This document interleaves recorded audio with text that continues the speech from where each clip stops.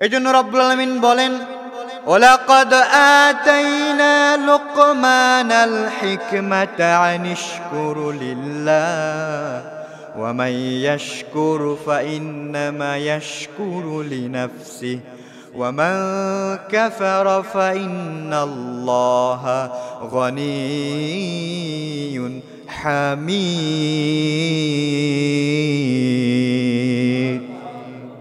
আল্লাহ রাব্বুল আলামিন বললেন, বান্দারা শোনো শোনো, বিশ্বনবীকে টার্গেট করে বলছেন, ও নবী আপনি শোনেন, আমি যখন লোকমান আলাইহিস সালামকে আমি যখন হিকমত দান করলাম, জ্ঞান দান করলাম, জ্ঞান দান করার পর তাকে বললাম আনিশকুরু লিল্লাহ, ও লোকমান তুমি আমার শুকরিয়া আদায় করো, তুমি আমার গুণগান করো, তুমি আমার প্রশংসা আদায় করো।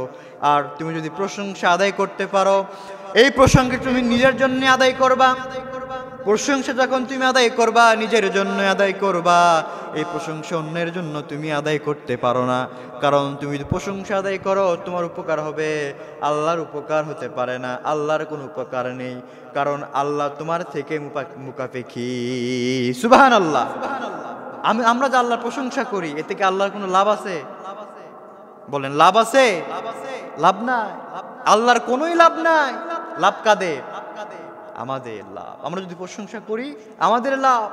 এজন্য আল্লাহ তাআলা লোকমান আলাইহিস সালামকে ওয়াহি নাজিল করে লোকমান আলাইহিস সালামের উপর বললেন, লোকমান, আল্লাহ তাআলা বলছেন আমি লোকমানকে হিকমত দান করেছিলাম। বিশ্বনবীকে গল্প শোনাচ্ছেন, বিশ্বনবীকে বলছে, হে নবী আপনি শোনেন, আমি যখন লোকমান আলাইহিস সালামকে জ্ঞান দান করলাম, হিকমত দান করলাম, আর লোকমান আলাইহিস সালাম তখন আমার প্রতি শুকরিয়া আদায় করলো। শুকরিয়া আদায় করার কারণে আমি আল্লাহ তাআলা তার জ্ঞান প্রজ্ঞাকে, তার এই হিকমতকে আরো দ্বিগুণ করে বাড়িয়ে দিলাম। পড়েন সুবহানাল্লাহ। পৃথিবীতে তিনটা ব্যক্তি সবচেয়ে বেশি কুৎসিত কদাকা কালো বর্ণের ছিল, একেবারে কৃষ্ণ বর্ণের ছিল। তিনজনের ভিতরে একজন হলো লোকমান আলাইহিস সালাম। এই লোকমান আলাইহিস সালামের চুলগুলো ছিল খাড়া খাড়া, দেখতে তেমন ভালো ছিল না। ঠোঁটগুলো ছিল পুরো মোটা ঠোঁট, দাঁতগুলো ছিল আঁকা বাঁকা, চোখগুলো ছিল বড় বড়, এবং তার কপালটা ছিল বড়। দেখতে একেবারে কুৎসিত কদাকার কালো চেহারার ছিল। এই লোকমান আলাইহিস সালাম আল্লাহকে এতটাই প্রিয় যে এত কালো কুৎসিত হওয়ার পরেও আল্লাহ পাক তাকে দেখে অবজ্ঞা করেন নাই, বরং কি করেছেন, তার কথাটাকেও আল্লাহ তাআলা কোরআনে কারীমের ভিতরে তুলে দিয়েছেন। আল্লাহ তাআলা বললেন, ওয়ালাকাদ আতাইনা লুকমানাল হিকমা, আর আমি যখন লোকমানকে হিকমত দান করলাম, আনিশকুর লিল্লাহ, সে আল্লাহর শুকরিয়া আদায় করলো, আল্লাহর প্রশংসা আদায় করলো। এই লোকমান আলাইহিস সালাম এমন একজন কৃতদাস ছিল, সে কিন্তু কৃতদাস ছিল, গোলাম ছিল, তার একজন মুনিব ছিল। সে রাখালগিরি করত, তার আন্ডারে অনেকগুলো ছাগল থাকতো, গরু থাকতো, মহিষ থাকতো। সে রাখালগিরি করে তার মুনিবকে সন্তুষ্ট করত। তো মুনিব লক্ষ্য করে দেখে যে রাখাল তার যে ছাগলগুলো চড়ানোর জন্য মাঠে যায়, মাঠে যাওয়ার পরে এই মাঠে যখন যায় ছাগলগুলোকে ঘাস খাইতে দিয়ে এই রাখাল একটা জায়গায় বসতো, আর তাকে ঘিরে সমস্ত লোকেরা সমাগম করত। সে কথা বলতো, লোকজন তার কথাগুলো শুনতো, লোকজন তার উপরে আকর্ষিত হয়ে যেত। এইটা তার মুনিব নোটিশ করলো। নোটিশ করার পরে একদিন লোকমানকে জিজ্ঞেস করল, আচ্ছা লোকমান, আমি তোমার মুনিব, আমার কথা শোনার জন্য কেউ আসে না, আমার কথা শোনার জন্য কেউ আসে না। তুমি একজন কৃতদাস হওয়ার পরেও তোমার কথা শোনার জন্য লোকজন হুমড়ি খেয়ে পড়ে, কারণ কি? What is cause? এটা কারণ কি তুমি বলো। লোকমান আলাইহিস সালাম বলে, মুনিব আমি জানি না, তবে আমি যে কথাগুলো বলি এই কথাগুলো মানুষের ভালো লাগে, এই জন্য মানুষগুলো আমার কথা শোনার জন্য আমার বাড়িতে পর্যন্ত ভিড় করে। শত শত মানুষ আমার বাড়িতে আসে, লোকজন বলা বলি করে যে আমার কথায় নাকি হিকমত আছে, আমার কথায় নাকি আল্লাহ পাক প্রজ্ঞা দিয়েছে, অনেক জ্ঞান দিয়েছে। লোকজন বলে, এবার মুনিব চিন্তা করে, দেখি তোমার কত জ্ঞান, আমি একটু টেস্ট করব, একটু পরীক্ষা করব। পরীক্ষা করার জন্য লোকমান আলাইহিস সালামকে একদিন ডাকলেন। লোকমান আলাইহিস সালামকে ডাক দিলেন, ডাক দিয়ে বললেন, ও লোকমান, তুমি তো নিজেকে জ্ঞানী দাবি করো। লোকমান বলে, না না, আমি নিজেকে কখনো জ্ঞানী দাবি করি না। লোকজন বলে আমি নাকি জ্ঞানী, তবে আমি জ্ঞানী নই। আল্লাহ পাক আমাকে যতটুকু জ্ঞান দিয়েছে এর বিনিময়ে তাদেরকে আমি নসিহত করি। এই নসিহতগুলো শুনে লোকজন আকৃষ্ট হয়ে যায়। এবার লোকমান আলাইহিস সালামের মনিব বলে, শোনো, তুমি এত কথা বলো না, তোমাকে আমি পরীক্ষা করব, টেস্ট করব, দেখব তোমার ভিতরে কেমন জ্ঞান রয়েছে। এবার লোকমান আলাইহিস সালামকে পরীক্ষা করার জন্য লোকমান আলাইহিস সালামকে ডেকে পাঠালেন। ডেকে পাঠানোর পরে লোকমান আলাইহিস সালামকে বললেন, ও লোকমান, তুমি শোনো শোনো, যাও যাও যাও, তোমার আন্ডারে যে ছাগলগুলো পালন করো এই ছাগলগুলো তুমি নিয়ে আসো। এর ভিতর থেকে যে কোনো একটা ছাগল আমার সামনে নিয়ে আসো। লোকমান আলাইহিস সালাম চলে গেলেন ছাগল আনার জন্য। ছাগল আনার জন্য যখন গেলেন, ছাগলটা নিয়ে ওই লোকমানের মনিবের সামনে হাজির হয়ে গেলেন। হাজির হওয়ার পরে লোকমান আলাইহিস সালাম এবার বললেন, মনিব, এবার আমি কি করব? এবার লোকমানের মনিব বলে, তুমি শোনো, ও লোকমান, তুমি যেহেতু জ্ঞানী, তোমার জ্ঞান কতটুকু আমি একটু টেস্ট করতে চাই, জ্ঞানটা একটু আমি পরীক্ষা করতে চাই। লোকমান আলাইহিস সালাম বললেন, ঠিক আছে, আপনি পরীক্ষা করেন।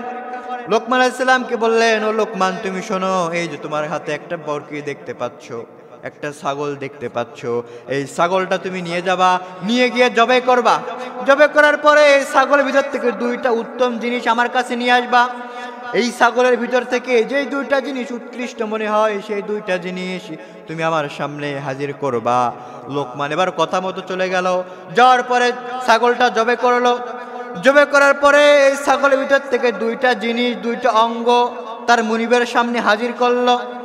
মনিবকে বলল, মনিব, এই যে দুইটা অঙ্গ আমি নিয়ে এসেছি, এই দুইটা হলো একটা ছাগলের ভিতরে সর্বোচ্চ সর্বোৎকৃষ্ট, একটা ছাগলের ভিতরে সবচেয়ে দামি দুইটা অঙ্গ। এর চেয়ে দামি কোনো অঙ্গ হতে পারে না, এর চেয়ে ভালো কোনো অঙ্গ হতে পারে না। এবার লোকমান আলাইহিস সালামকে বললেন, ঠিক আছে, আমি মানলাম এই দুইটা উৎকৃষ্ট, তবে তোমার পরীক্ষা শেষ হয় নাই, তুমি যাও, আবার চলে যাও, গিয়ে এবার গিয়ে আরেকটা বরকি নিয়ে আরেকটা ছাগল তুমি জবাই করবা। এবার ওই ছাগলের ভিতর থেকে যেই দুইটা জিনিস সবচেয়ে নিকৃষ্ট সেই দুইটা জিনিস আমার কাছে হাজির করবা। এই কথা যখন বললেন, লোকমান আলাইহিস সালাম চলে গেলেন, তার মনিবের কথা মতো চলে গিয়া একটা ছাগল জবাই করলেন। জবাই করার পর আবার দুইটা অঙ্গ নিয়ে তিনি মনিবের সামনে হাজির হয়ে গেলেন। মনিবের সামনে হাজির হওয়ার পরে মনিব এবার দেখতেছে আগের বারে যে দুইটা, পরের বারও একই দুইটা। মনিব বলে, ও লোকমান, লোকজন বলে তোমার ভিতরে নাকি খুব জ্ঞান, তুমি নাকি বিশাল জ্ঞানের অধিকারী, কিন্তু না, আমি তো দেখি তুমি একটা বোকা। প্রথম তোমাকে বললাম ভালো জিনিস, দুইটা ভালো জিনিস, দুইটা ভালো অঙ্গ তুমি আমার সামনে নিয়ে আসো। তুমি নিয়ে আসলা জিহ্বার কল্প, জিহ্বার কলিজা নিয়ে আসলা। জিহ্বার কলিজা আমি রেখে দিলাম। তোমাকে বললাম এবার যাও দুইটা খারাপ অঙ্গ নিয়ে আসো। তুমি আবার গিয়ে আরেকটা ছাগল জবাই করে তার ভিতরে থেকে আবার ওই একই জিনিস, ছাগলের জিহ্বা আর কল্প, তুমি কলিজা তুমি নিয়ে আসলা। কারণটা কি? তুমি তো বোকা, তোমার তো ভিতরে কোনো বুদ্ধি নাই, তোমার ভিতরে কোনো জ্ঞান নাই। জ্ঞান থাকলে তো বারবার একই জিনিস নিয়ে আসো না। এবার লোকমান আলাইহিস সালাম বললেন, মনিব, আপনি ঠিকই বলেছেন, আমার ভিতরে তেমন কোনো জ্ঞান নাই, তবে শোনেন, আমি প্রথম যে দুইটা ভালো অঙ্গ নিয়ে এসেছি এটাও যেমন ভালো, তবে আপনাকে মানতে হবে পরের বারে যে দুইটা অঙ্গ নিয়ে এসেছি এই দুইটাই হলো নিকৃষ্ট। মুনিব বলে, কেমন করে? মুনিব বলে, কেমন করে বুঝাও। এবার লোকমান আলাইহিস সালাম বলেন, মুনিব, আমি যে প্রথমবার আপনি বলেছেন ভালো দুইটা অঙ্গ নিয়ে আসতে, আমি নিয়ে এসেছি জিহ্বার কল্প অর্থাৎ কলিজা, জিহ্বার হার্ট নিয়ে এসেছি, লিভার নিয়ে এসেছি। আপনি বললেন, পরের বার বললেন যাও এবার খারাপ দুইটা জিনিস নিয়ে আসো। পরের বারও আনলাম দুইটা, জিহ্বার কলিজা। আপনি প্রশ্ন করলেন আমি তো বোকা। তবে শোনেন মনিব, এই দুইটা দুইয়ে চারটা জিনিস আপনার কাছে নিয়ে এসেছি, এক হলেও এই দুইটাই সর্বোৎকৃষ্ট আর এই দুইটাই হলো সর্বনিম্ন, সবচেয়ে খারাপ। কেমন করে? মুনিব বলে, কেমন করে বুঝাও। এবার লোকমান আলাইহিস সালাম বলতেছেন, মুনিব, এই প্রথমবার যে আমি দুইটা ভালো অঙ্গ নিয়ে এসেছি, জিহ্বার কলব, জিহ্বার কলিজা নিয়ে এসেছি, এই জিহ্বা দিয়ে মানুষ যদি মানুষকে দিনের দিকে ডাকে, মানুষকে যদি কোরআনের দিকে ডাকে, মানুষকে যদি ভালো কাজের আদেশ দেয়, এই জিহ্বা দিয়ে যে সুন্দর সুন্দর কথা বলে মানুষকে ইসলামের দিকে অ্যাট্রাকশন বাড়ায়, মানুষকে ইসলামের দিকে অ্যাট্রাকটিভ করে তোলে, তাহলে এই জিহ্বা সর্বোৎকৃষ্ট। আর কলিজা নিয়ে এসেছি, আর কলিজা দ্বারা, এই কল্প দ্বারা, অন্তর দ্বারা যদি মানুষ ভালো চিন্তা করে, মানুষের ভালো কামনা করে, ভালো চিন্তা ভাবনা অন্তরের ভিতরে লালন করে, তাহলে ওই কল্প হলো, ওই কলিজাটা হলো সর্বোৎকৃষ্ট। বলেন সুবহানাল্লাহ। মুনিব বলে ঠিক আছে, আমি মানলাম যে জিহ্বাতে ভালো কথা বললে, সুন্দর কথা বললে এটা উৎকৃষ্ট। কলিজা অন্তর দিয়ে চিন্তা করলে, অন্তরে ধারণা করলে অন্তরটা উৎকৃষ্ট হয়, আমি মানলাম। কিন্তু পরের বার তুমি যে দুইটা নিয়ে আসলা, জিহ্বার কলব, কেন নিয়ে আসলা? কি জন্য নিয়ে আসলা? এবার লোকমান আলাইহিস সালাম বলতেছে, মুনিব আপনি হয়তো জানেন না, এই জিহ্বা দিয়ে যেমন মানুষ ভালো কথা বলতে পারে, ঠিক তেমনি এই জিহ্বা দিয়ে খারাপ কথাও বলতে পারে। সুতরাং এই জিহ্বা যখন ভালো কাজে ব্যয় করবে, তখন জিহ্বাটা হবে উৎকৃষ্ট। আর এই জিহ্বাতে যখন অশ্লীল অঙ্গভঙ্গিমায় কথা বলবে, অশ্লীল কথা জিহ্বাতে বের করবে, শক্ত শক্ত কথা বলে মানুষকে আঘাত করবে, এই জিহ্বা হবে সর্বনিকৃষ্ট। সুতরাং এই জিহ্বা একদিক দিয়ে যেমন উৎকৃষ্ট, ঠিক তেমন আরেক দিক দিয়ে নিকৃষ্ট। মুনিব বলে তাই তো, মুনিব বলে তাই তো। এবার মুনিব বলতে তাহলে কলিজা বললা কেন? এবার লোকমান আলাইহিস সালাম বলতেছে, মুনিব এই অন্তর দিয়ে আমরা মানুষের বিরুদ্ধে কেমন করে ষড়যন্ত্র করতে হয় তার মনোবাসনা তৈরি করি, চিন্তা করি। এই কল্প দিয়ে আমরা বিভিন্ন কার্য সম্পাদন করি, যদি ভালো কাজে লাগাই এটা হবে আমাদের জন্য উৎকৃষ্ট মানের কলিজা। আর যদি এই কলিজাকে, এই হার্টকে, এই কল্পকে গুনাহ করে করে, এই কল্পকে যদি কালো করে অঙ্গার করে ফেলি, এই কলিজাটাই হবে আমাদের জন্য সর্বনিকৃষ্ট। মুনিব বলে আসলেই তো তাই, আসলেই তো তাই। আমি এতদিন ভাবতাম কি, আর এই লোকমান সে বলে কি, যা লোকমান তোর বুদ্ধিমত্তা, তো ইন্টেলেকচুয়াল পাওয়ার দেখে আমি খুশি হয়ে গিয়েছি। এই মুহূর্ত থেকে তোকে আর গোলামি করে রাখলাম না, তোকে আমি এই মুহূর্তে মুক্ত করে দিলাম। সুবহানাল্লাহ বাড়িতে গিয়ে বলেন, একটা আওয়াজ করে বলেন সুবহানাল্লাহ। মুক্ত হয়ে গেলে এখন আর দিনের কথা বলতে কোনো বাধা নাই, এখন আর দিনের কথা বলতে কোনো বাধা নাই। আগে তো রাখালগিরি করা লাগতো, গরু চড়ানো লাগতো, মাঠে ছাগল নিয়ে যাওয়া লাগতো। রাখালগিরি করার পরে, মালিককে খুশি করার পরে দিনের কাজ করতো। এখন তো আর তা নাই, মুক্ত। মালিক বলল, যা লোকমান তুই আজ থেকে আল্লাহর কথা বলি, তোর জ্ঞানের কথা বলে মানুষদের ভিতরে জ্ঞানের আলো ছড়িয়ে দিবি। তোর পিছনে যা খরচ লাগে, যা ব্যয় হয়, সবাই আমি আমার রাষ্ট্রীয় কোষাগার থেকে পূরণ করবো। সুবহানাল্লাহ। এটা হলো দ্বীনের কাজ। আপনি সুন্দর কথা বলে আপনার ইন্টেলেকচুয়াল পাওয়ার দিয়ে মানুষকে দ্বীনের দিকে আকৃষ্ট করবেন, সবাই আপনাকে ভালোবাসবে, আপনার ভালোবাসা মানুষের অন্তরে গেঁথে যাবে। এটা হলো লোকমান আলাইহিস সালাম। লোকমান আলাইহিস সালাম যেন তেন লোক ছিলেন না, তিনি অসাধারণ একজন লোক ছিলেন। তিনি একজন আল্লাহর ওলি ছিলেন। তিনি মানুষ, ওলি হওয়া সত্ত্বেও তার কথা আল্লাহ পাক কোরআনে কারিমে তুলে দিলেন। তিনি তার সন্তানকে নসিহত করেছিলেন 10টা নসিহত। আল্লাহর কাছে এতটাই পছন্দনীয় হয়ে গিয়েছে, আল্লাহ পাক এতটাই পছন্দ করেছেন যে লোকমান আলাইহিস সালামের মতো একজন মানুষ, কালো নিগ্র, যারা আফ্রিকার মানুষকে দেখেছেন, অনেক সময় আফ্রিকার মানুষকে দেখা যায় না, কি কালো, চুল কালো, পুরো শরীর কালো। আপনি তার দিকে তাকান, দাঁত ছাড়া কিছু সাদা দেখতে পারবেন না। দাঁত ছাড়া কিছু সাদা আছে? নাই। তো এরকম লোক ছিলেন লোকমান আলাইহিস সালাম। এত কালো লোক হওয়ার পরেও আল্লাহ পাক তার কথা তুলে দিলেন, তার ঘটনাকে কোরআনের ভিতরে তুলে দিলেন। দেখেন, তার সন্তানকে তিনি এতটাই আদর মাখা, দরদ মাখা কণ্ঠে নসিহত করেছেন, যে নসিহতগুলো যদি আমরা আমাদের সন্তানকে করতে পারি, সন্তান কথা শুনতে বাধ্য হবে। আমরা নসিহতের মতো নসিহত করতে পারি না। আল্লাহ পাক এই লোকমান আলাইহিস সালামের কথা, লোকমান আলাইহিস সালামের নসিহত কেন তুলে দিলেন? বাবাদের জন্য দৃষ্টান্ত। বাবা যারা হবে তারা তাদের সন্তানকে কেমন করে কন্ট্রোল করবে, কেমন করে ডমিনেট করবে, কেমন করে শাসন করবে, তার সন্তানদেরকে কেমন করে পরিচালনা করতে হবে, কি কি নসিহত করতে হবে, সব কিছু আল্লাহ তাআলা লোকমান আলাইহিস সালামের কথার ভিতরে দিয়া পেয়েছেন। যার কারণে লোকমান আলাইহিস সালামের কথাগুলোকে কোরআনের ভিতরে তুলে দিয়েছে।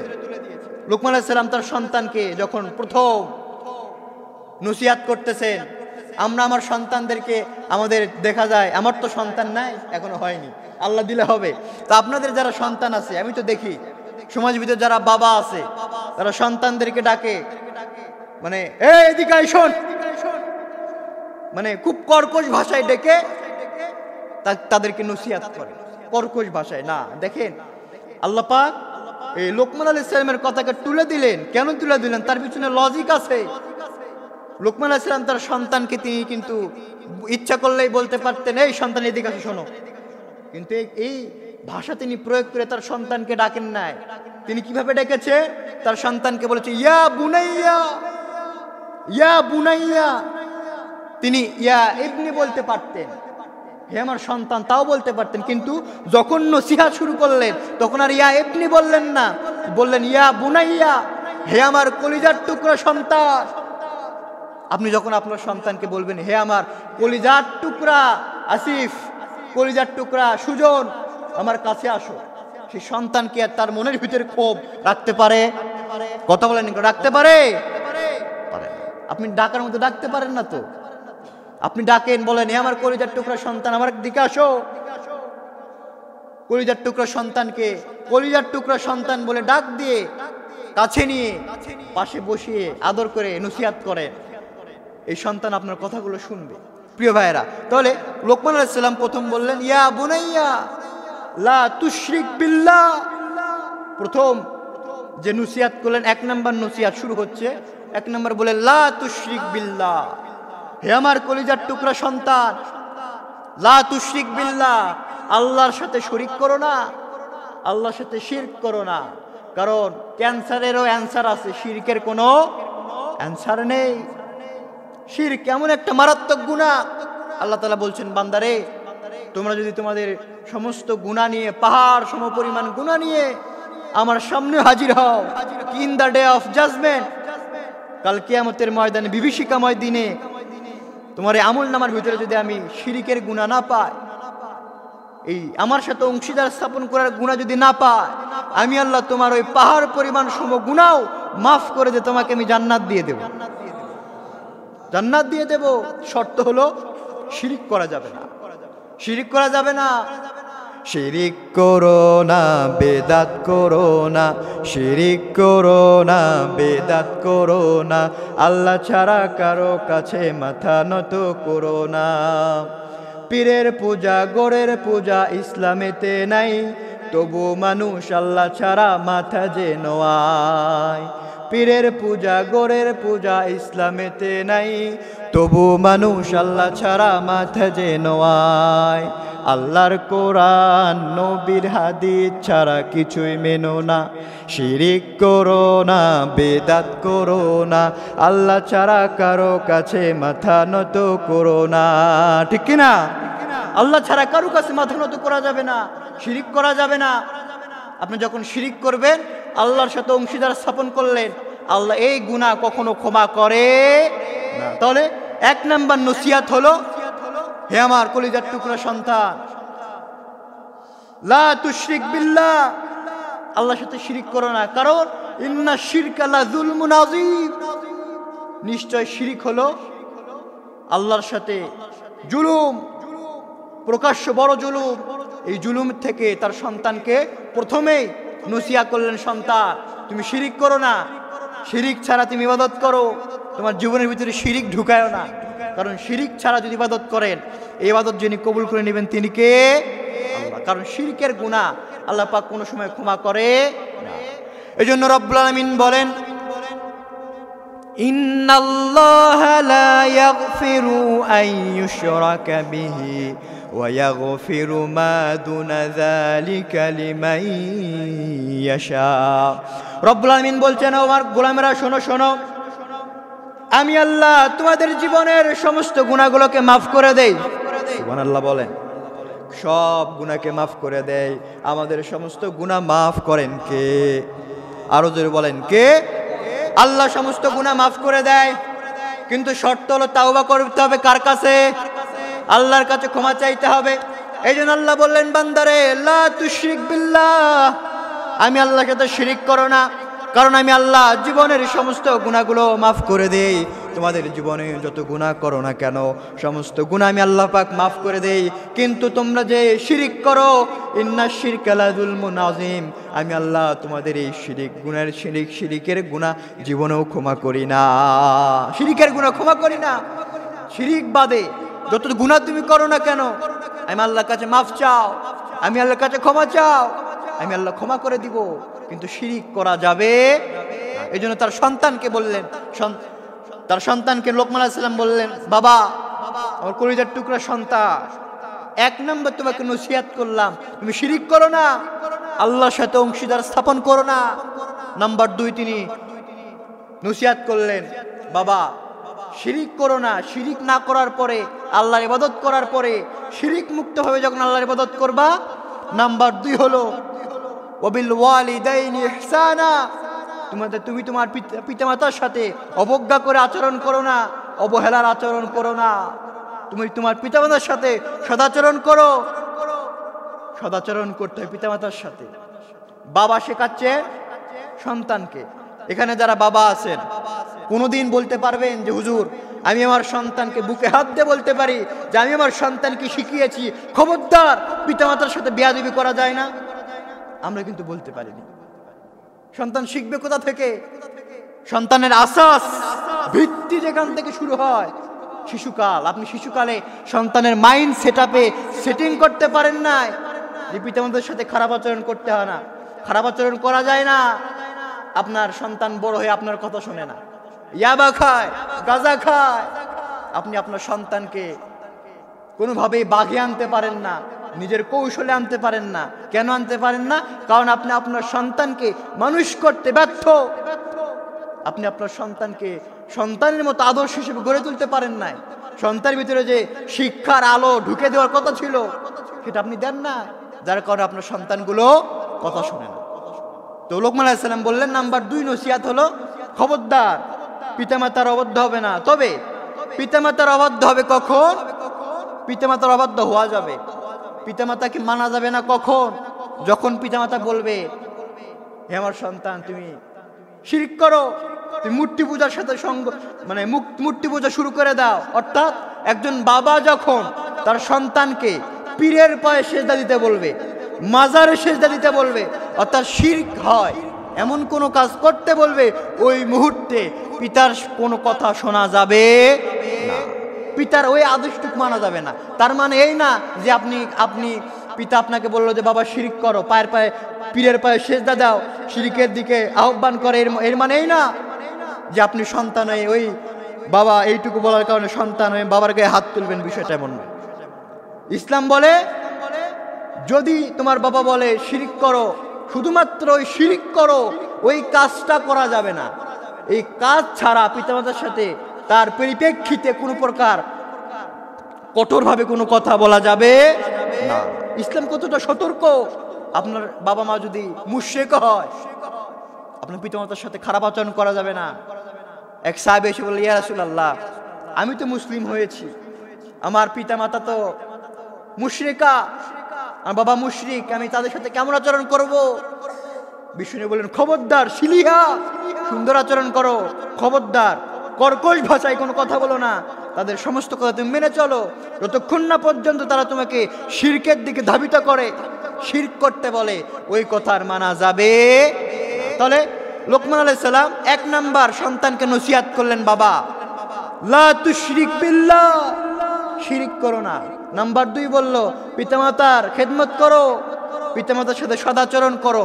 এবার নাম্বার 3 বলতেছে সন্তান, নাম্বার 3 নসিহত করতেছে সন্তান, আমরা যে কাজগুলো করি সেটা যদি 7 স্তবক জমির নিচের মাটির নিচে গিয়েও করি, কিংবা আসমান ভেদ করে উপর দিকে গিয়েও করি, মাটির নিচে এবং আসমানের উপরে যেখানেই যে ভালো কাজ কিংবা খারাপ কাজ করি না কেন, সবগুলো যিনি দেখেন, আওয়াজ দিয়ে বলেন তো তিনি কে? আল্লাহ দেখে। আপনি মনে করেন ঘরের দরজা বন্ধ, আমার দিকে সবাই তাকান, সবাই আমরা মনে করি যখন গুনাহ করি আমরা মনে করি যে কেউ দেখতেছে না, রাতের আধারে অন্যের গাছ থেকে একটা ফল পেড়ে খেলাম, চুরি করলাম, কেউ দেখে না, রাতের অন্ধকার, যিনি দেখেছেন তিনি কে? রাত্রেবেলা আপনি দরজা বন্ধ করে গুনাহ করছেন, কেউ দেখে না, আপনার মা দেখে না, আপনার বাবা দেখে না, আপনার পরিবেশের প্রতিবেশীরা কেউ দেখতে পারে না, কিন্তু যার চোখকে ফাঁকি দিতে পারেন নাই, বলেন তো তিনি কে? আল্লাহ। আল্লাহর চোখ ফাঁকি দেওয়া যায় না, র্যাবের চোখ ফাঁকি দেওয়া যায়, পুলিশের চোখ ফাঁকি দেওয়া যায়, আর্মির চোখ ফাঁকি দেওয়া যায়, কিন্তু আল্লাহর চোখ কখনো ফাঁকি দেওয়া যায় না। আল্লাহ চোখকে ফাঁকি দেওয়া যায় না, কারণ তিনি লাতিফুন খবীর, তিনি সমস্ত গোপন বিষয়ের মালিক। আল্লাহর কাছে কোনো গোপন বিষয় নেই। আপনি গোপনে কার বিরুদ্ধে ষড়যন্ত্র করেন রাতের আধারে? আপনি ফোনে ফোনে বলতেছেন যারা আন্দোলন করবে তাদেরকে গুলি করে, ব্রাশ ফায়ার করে মেরে হত্যা করো, কেউ দেখতে পারে না, যিনি শুনেছেন তিনি কে? আল্লাহ শুনেছে। আপনি একটা ফোন কলে বললেন অমুক যুদ্ধ অপরাধী, তাকে তো আমরা প্রকাশ্যে মারতে পারি না, তাকে বিষ প্রয়োগ করে জেলের ভিতরে মেরে ফেলো, বিষ প্রয়োগ করে মেরে ফেলো, কেউ জানে না। তার পরিবারের চোখকে আপনি ফাঁকি দিতে পারবেন, কানকে ফাঁকি দিতে পারবেন, কিন্তু যিনি দেখেছেন তিনি কে? আল্লাহ দেখেছেন। আল্লাহর চোখকে ফাঁকি দেওয়া যায় না। এই জন্য লোকমান আলাইহিস সালাম বললেন, বাবা দেখেন, লোকমান আলাইহিস সালাম তার সন্তানের অন্তরের ভিতরে, তার সন্তানের হৃদয়ের ভিতরে তাকওয়া নামক অ্যাপস ইনস্টল করে দিলেন। তাকওয়া নামক এই বিষয়ের তার সন্তানের ভিতরে ঢুকিয়ে দিলেন যে বাবা, তুমি যদি সূক্ষ্ম পরিমাণ খারাপ কাজ করো সেটাও দেখেন কে? আপনাদের ক্ষুধা লাগছে? বলেন দেখেন কে? আর যদি ভালো কাজ করো সেটাও দেখেন আল্লাহ। সুতরাং তুমি খারাপ কাজ করবা, ভালো কাজ করবা, সব কিছু আল্লাহ দেখে। আল্লাহর চোখকে ফাঁকি দেওয়ার কোনো সুযোগ নাই, কোনো সুযোগ নাই।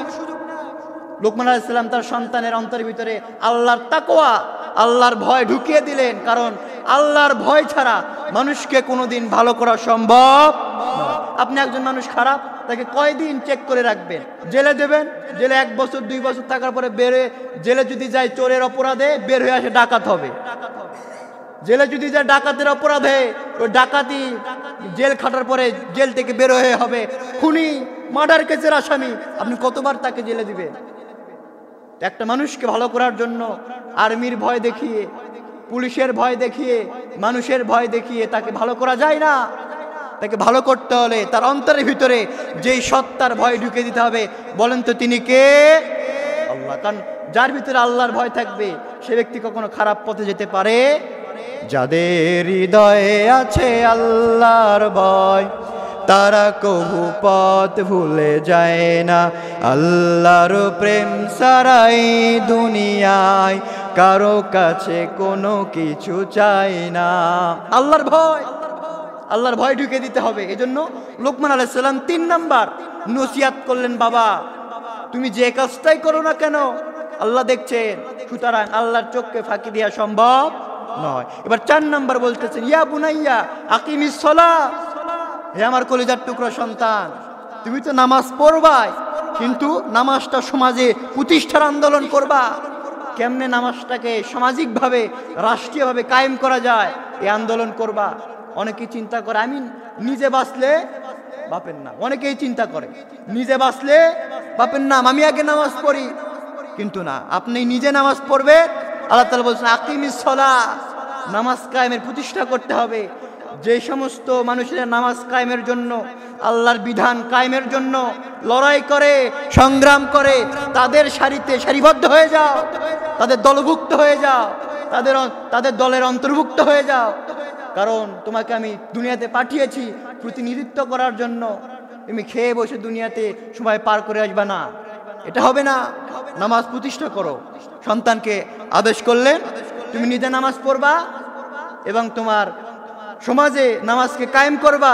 এবার 5 নাম্বার বলতেছে আমারুনা বিল মারুফ, হে আমার সন্তান কি করবা? এরপরে নামাজ কায়েম করার পরে ভালো কাজে আদেশ দিবা। বাবা বলতেছেন সন্তানকে ভালো কাজে আদেশ দিবা। খবরদার ভালো কাজ ছাড়া, 6 নাম্বার হলো খবরদার খারাপ কাজে কাউকে আদেশ দিবা না। তাহলে 5 নাম্বার ভালো কাজে আদেশ দাও, আর 6 নাম্বার হলো খারাপ কাজে আদেশ দিও না।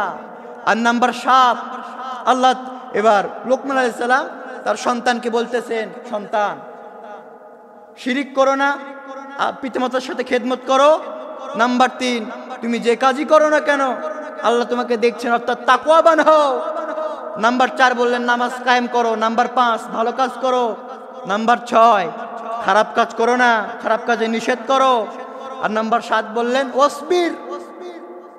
এরপরে বললেন আমার সন্তান ধৈর্য ধারণ করা শিখো, ধৈর্য ধারণ করো। কারণ যে ব্যক্তি ধৈর্য ধারণ করতে পারে না তার জীবনে কখনো সফলতা আসতে পারে না। সফলতা যদি অর্জন করতে হয় ধৈর্য নামক এই কাঁটাযুক্ত গাছ আপনাকে আঁকড়ে ধরতে হবে। আপনি ধৈর্য নামক কাঁটাযুক্ত গাছ যদি আঁকড়ে ধরতে পারেন, আঁকড়ে ধরে আল্লাহর উপরে সবর করতে পারেন, আল্লাহর প্রতি তাওয়াক্কুল করে নিজের সর্বস্ব দিয়ে চেষ্টা করে এরপরে ধৈর্য ধরে আল্লাহর উপরে ভরসা করে যদি অপেক্ষা করতে পারেন, সবর ধরতে পারেন, আল্লাহ তাআলা বলছেন ওই ব্যক্তির জন্যই আমি আল্লাহ সফলতা দিয়ে দিই। এজন্য প্রিয় ভাইয়েরা ধৈর্য ধরতে হবে। কোনো কিছু করে আমরা উতলা হব না। কোনো কিছু একটা কাজ আমি করলাম, কাজ করেই আল্লাহকে বলবো না আল্লাহ আপনি ফল দেন, আপনি সফলতা দেন না, বরং আমি আমার সাধ্যমতো চেষ্টা করব। চেষ্টা করার পরে এরপরে আল্লাহর উপরে ভরসা করবো, আল্লাহ আপনি আমার এই ভালো ফলটা দিয়ে দেন। তারপরে যিনি দিবেন তিনি কে? আপনাকে মনে রাখতে হবে কষ্ট ছাড়াও যিনি দিতে পারেন তিনি কে? কিন্তু আল্লাহ পাক বান্দাকে কষ্ট করিয়ে নিয়ে তারপরে দেন। কেন দেন জানেন? কষ্ট করার পরে যে সফলতা আসে এই সফলতার মূল্য আপনার কাছে থাকে। কষ্ট করার পরে আপনি যে সফলতা অর্জন করেন এই সফলতার অর্জনের মূল্য আপনার কাছে থাকে। আপনি আপনার জীবন দিয়ে হলেও এই সফলতাকে ধরে রাখার চেষ্টা করেন। আর আপনি যখন ফ্রিতে কোনো সফলতা পাবেন এটা বলবেন যাই যাক কোনো সমস্যা নেই, মানে এটা হেলাই খেলায় আপনি ছেড়ে দেবেন। এই জন্য আল্লাহ পাক চায় যে বান্দাকে যে সফলতা দেওয়া হয় এই সফলতা যেন বান্দা ধরে রাখতে পারে। এই জন্য আল্লাহ তাআলা বান্দাকে ধৈর্যের পরীক্ষা নেয়, কষ্ট করিয়ে নেয়, তারপরে সফলতা দান করে। এই জন্য লোকমান আলাইহিস সালাম তার সন্তানকে বললেন বাবা ওয়াসবির, ধৈর্য ধারণ করো। এরপরে বললেন খবরদার অহংকার করো না, অহংকার করে চলাফেরা করো না। অহংকার করা যাবে না, কারণ অহংকার একমাত্র করা যার জন্য জায়েজ তিনি কে? আল্লাহ। অহংকার করো না।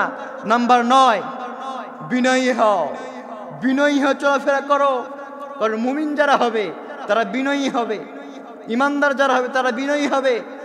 এজন্য রব্বুল আলামিন বলেন ওয়াইবাদুর রাহমানিল্লাযীনা ইয়ামশুনা আলাল আরদি হাওনা ওয়া ইযা খাতাবাহুমুল জাহিলুনা ক্বালু সালামা। রহমানের বান্দা যারা হবে, রহমানের ইমানদার বান্দা যারা হবে আল্লাহ তাআলা বলছেন তারা বিনয়ী হয়ে চলাফেরা করবে। তারা রাস্তায় যখন চলবে উদ্ঘট উচ্ছৃঙ্খল হয়ে চলবে না, বরং কি করবে? তারা যদি রহমানের বান্দা হয়ে যায় তারা তাদের চলাফেরাকে সংযত করবে, তারা তাদের হাঁটা চলাকে সংযত করে নেবে। সংযত করে নিয়া তারা রহমানের বান্দা যেমন হবে রহমতের সাথে চলাফেরা করবে, তারা তাদের চলাফেরার ক্ষেত্রে উগ্রতা দেখাবে না। এই জন্য লোকমান আলাইহিস সালাম বললেন ও আমার সন্তান খবরদার বিনয়ী হও, খবরদার অহংকারের সাথে চলাফেরা করো না। এরপরে 10 নম্বরে বললেন আমার সন্তান খবরদার খবরদার মানুষের সাথে যখন কথা বলবা কর্কশ ভাষায় কথা বলবে না। কারণ তুমি যখন কর্কশ ভাষায় কথা বলবা এই কর্কশ ভাষায় কথা বলার কারণে তোমার কথা, তোমার কণ্ঠ আর গাধার কণ্ঠ মিলে যাবে, তোমার কণ্ঠ আর গাধার কণ্ঠ মিলে যাবে। সুতরাং কর্কশ ভাষায় কারোর সাথে কথা বলো না। যখন কথা বলবা সফটলি কথা বলো, নমনীয় আচরণ করো। দেখবেন মানুষকে যখন আপনি সফটলি কোনো কথা বলবেন, হৃদয় থেকে কোনো কথা বলবেন, এই হৃদয়ের কথা গিয়ে মানুষের হৃদয়ে লাগবে, হৃদয়ের কথা গিয়ে মানুষের হৃদয়ে লাগবে। আর যখন আপনি কর্কশ ভাষায় কথা বলবেন কান পর্যন্ত শেষ, এটার ভিতরে প্রবেশ করবেন। এই জন্য প্রিয় ভাইয়ের আমরা যখন কথা বলবো কর্কশ ভাষায় কথা বলবো না। কর্কশ ভাষায় কথা না বলে যেভাবে কথা বললে মানুষের হৃদয়ে কথাগুলো লাগে এইভাবে আমরা কথা বলার চেষ্টা করবো ইনশাআল্লাহ। তাহলে আজকে লোকমান আলাইহিস সালামের নসিহত ছিল কয়টা? আওয়াজ দিয়ে বলেন কয়টা? 10টা। আই রিপিট, আরেকবার বলছি। 1 নাম্বার, তিনি তার সন্তানকে নসিহত করলেন, বাবা লা তুশরিক বিল্লাহ, শিরিক করো না, আল্লাহর সাথে অংশীদার স্থাপন করো না। নাম্বার 2, পিতামাতার সাথে সদাচরণ করো। নাম্বার 3, তোমার অন্তরে তাকওয়া ইনস্টল করে নাও, তাকওয়ার আল্লাহর ভয় তুমি গেঁথে নাও।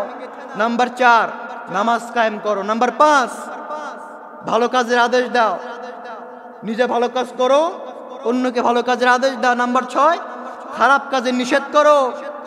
নাম্বার 7, ধৈর্য ধারণ করো। নাম্বার 8, খবরদার অহংকার করো না, অহংকার করো না।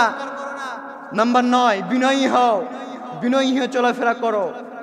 নাম্বার 10, মানুষের সাথে যখন কথা বলবা খবরদার, খবরদার কর্কশ ভাষায় কথা বলো না, নমনীয় সফটলি কথা বলো। এই 10টি নসিহতের কারণে, এই 10টি কথাকে আল্লাহ তাআলার এত ভালো লেগেছে, লোকমান আলাইহিস সালাম তার সন্তানকে করার কারণে আল্লাহ তাআলার এত ভালো লেগেছে, যার কারণে এই পুরো ঘটনাকে, পুরো নসিহতকে আল্লাহ তাআলা তার কোরআনে কারীমের ভিতরে দিয়ে নবীকে শুনিয়ে দিলেন আর বলে দিলেন, তোমরা যারা নিজেদের সন্তানকে নসিহত করতে চাও, এই লোকমান আলাইহিস সালামের 10 নসিহত করো, লোকমান আলাইহিস সালামের মতো করো, নসিহত করো, তাহলে তোমার সন্তানগুলো সুসন্তান হবে। এই সন্তানগুলো বড় হলে তোমাদেরকে খেদমত করবে, বড় তোমাদেরকে সম্মান করবে। আর যদি দ্বীনি শিক্ষা না দাও, এই শিক্ষাগুলো সন্তানের ভিতরে না দাও, তাহলে সন্তানগুলো কি হবে? চোর হবে, ডাকাত হবে, তোমাকে ঘাট ধাক্কা দিয়ে বাড়ি থেকে বের করে দেবে। এই জন্য প্রিয় ভাইরা, সন্তানদেরকে যদি মানুষ করতে হয়, মানুষের মতো মানুষ বানাতে হয়, অবশ্যই আমাদেরকে এই লোকমান আলাইহিস সালামের এই 10টি নসিহত ফলো করতে হবে। আমি আশা করি আল্লাহ তাআলা যেহেতু এই কোরআনে কারীমের ভিতরে 10টি নসিহত দিয়ে দিয়েছেন, এই 10টি নসিহত কোনো বাবা তার সন্তানকে যদি করতে পারে, আর তার সন্তান যদি এই 10টি নসিহত মেনে চলতে পারে, আল্লাহর কসম করে বলি, ওই সন্তান, ওই বাবা হবে জান্নাতি বাবা সন্তান। পড়েন সুবহানাল্লাহ।